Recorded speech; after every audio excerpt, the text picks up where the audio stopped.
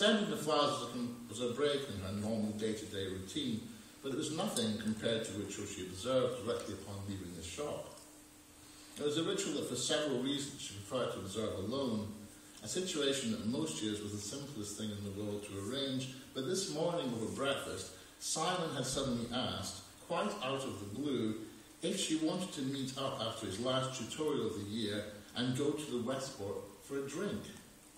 He had made the suggestion while she was about to pour the tea, and for one delicious moment she considered spilling the hot liquid over his outstretched hand and the sleeve of his natty houndstooth jacket, quite accidentally of course, before pulling herself together and fashioning a more or less unlikely excuse. Fortunately, the one good thing about marriage, after it's past the 10-year stage at least, is that excuses no longer need to be plausible.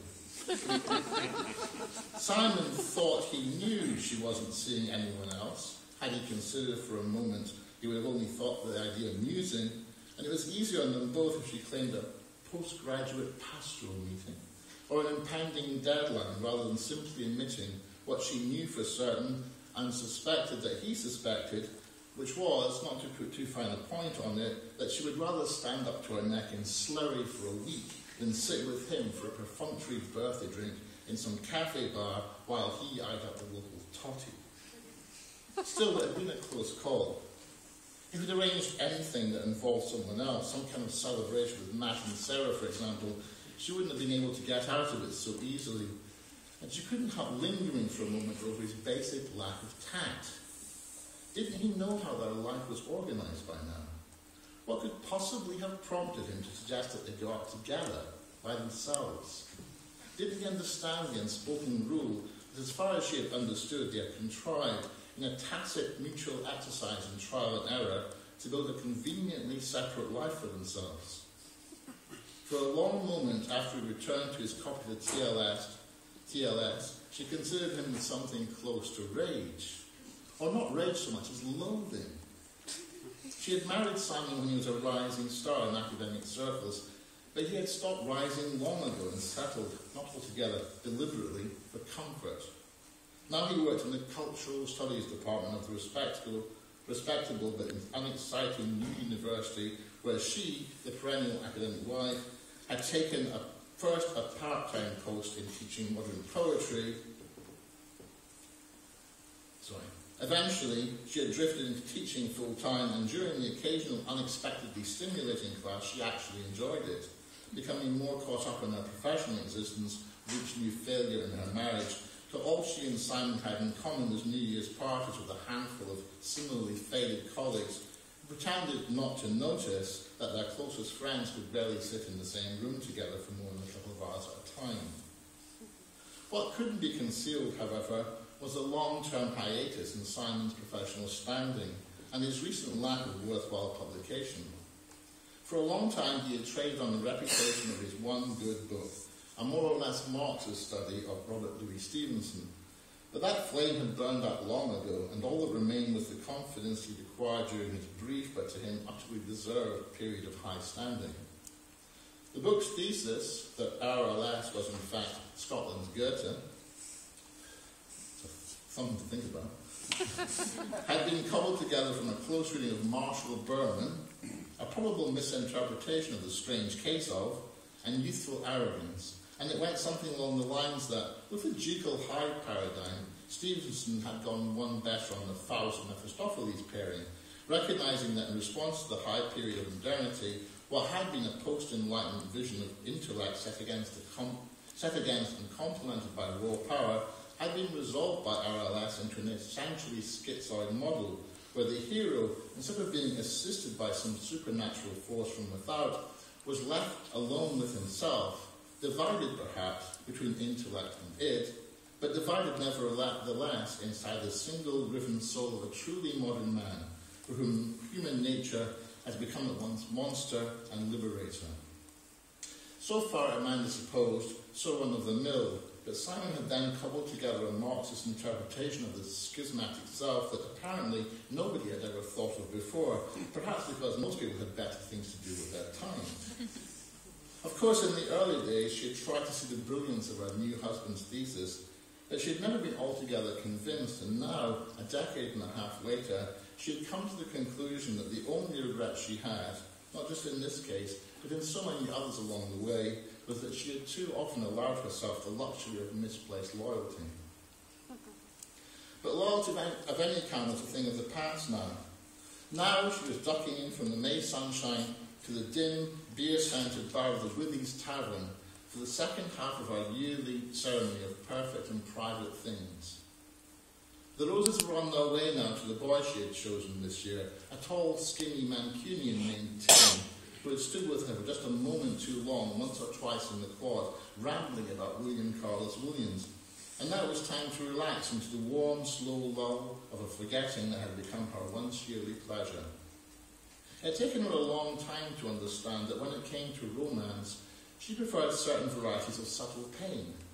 Physical when that was possible, emotional and psychological when it was not, to any conventional notion of happiness. She had, in fact, refused to give the idea of happiness anything more than passing consideration. It immediately struck her as illusion, a sorry bribe offered by social convention to divert its subjects from the other possibilities that Amanda had explored, alone and occasionally with others, enough to understand that for her at least, this unnamed alternative to insipid happiness consisted of blood and fire and absence in more or less equal measure. Naturally, she had never conducted these experiments like Tim, drifted through her poetry classes too self-absorbed or too inarticulate to claim the prize they vaguely sensed might be available behind the clearly ironic facade she maintained through intense conversations after class hours. A prize that, had they been able to claim it, would have cut them to the quick.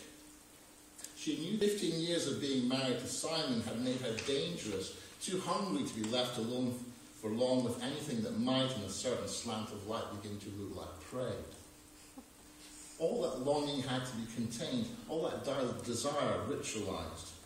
A bewildered boy called to the door in his PJs, hung over from a post-exam party to take delivery of 24 blood-coloured roses.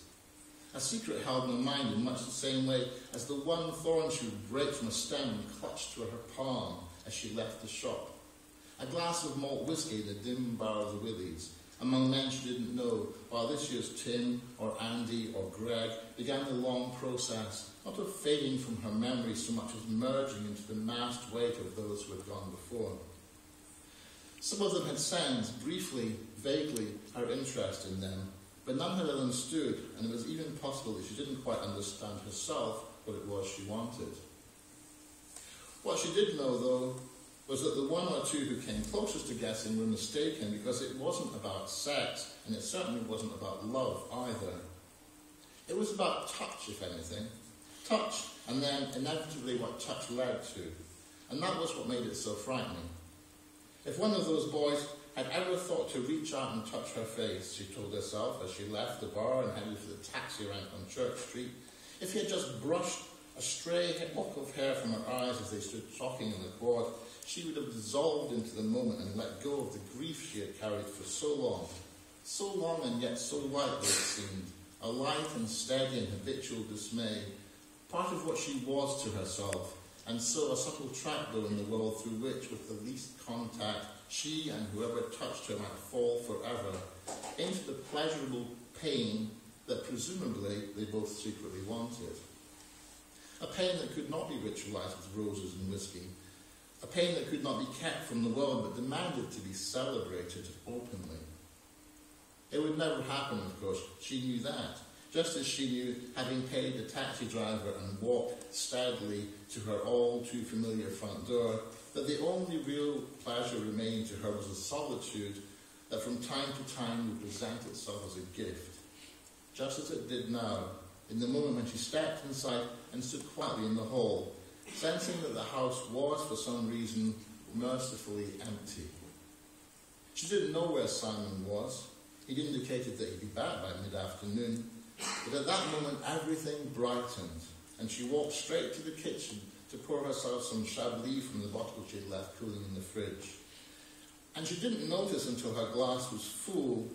and she went through to the buttery sunshine streaming through the windows of the dining room, that someone had left a huge bouquet of roses on the time-weathered table just inside the door, 24 of them, blood red, but lightened here and there with a few strands of gypsophila, the dense, almost black thorns just visible through the plastic wrapping. Thank you.